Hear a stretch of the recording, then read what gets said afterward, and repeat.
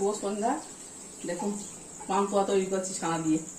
ছানাগুলোকে ভালো করে মেখে নিয়েছি একটু এলাচ গুঁড়ো দিয়ে, আর চিনির রস ফুটতে দিয়েছি। এখানে কটা এলাচ তেতে করে দিয়ে রসটা ফুটতে দিয়েছি, আর এখানে তেলটা গরম করেছি। এবার পান্তুয়াগুলো ভাজবো।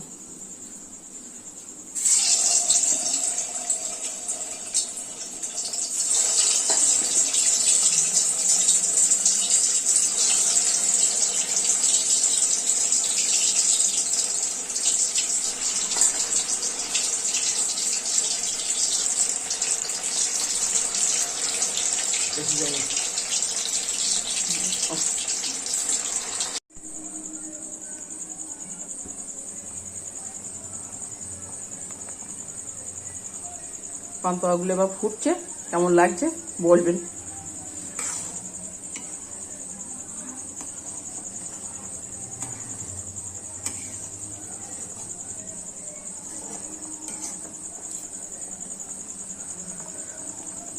সবগুলো ভাজা হয়ে গিয়েছে, আজকে অল্প করে করলাম।